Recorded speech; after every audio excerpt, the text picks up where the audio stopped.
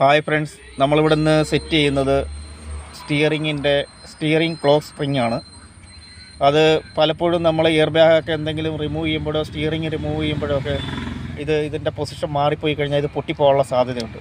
അപ്പോൾ അത് കൃത്യമായിട്ട് എങ്ങനെ ചെയ്യാം എന്നുള്ളതാണ്. ഇത് ഓട്ടോമാറ്റിക് ലോക്കാണ്. കൃത്യമായിട്ട് ഇതിൻ്റെ സെൻറ്ററിൽ തന്നെ ഈ സാധനം വീഴത്തുള്ളൂ. എങ്ങോട്ട് പോയാലും ഇതിൻ്റെ സെൻറ്ററിൽ വന്നിട്ട് ഇത് ലോക്കായിട്ട് വീഴും.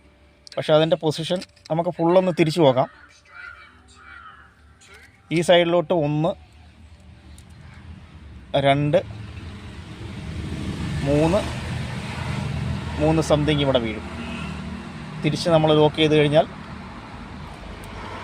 1 2 2.5 ഇവിടെ വീഴും. പിന്നെ നമുക്ക് വേണമെങ്കിൽ റൈറ്റിലോട്ട് ചെയ്ത് നോക്കാം.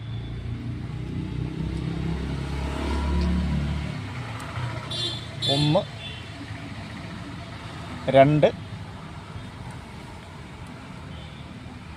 സംതിങ് വരും ഇവിടെ. അപ്പോൾ നമ്മൾ തിരിച്ചങ്ങോട്ട് നിന്ന് കഴിഞ്ഞാൽ 1 2. അപ്പോൾ ഇത് സെൻറ്ററായി.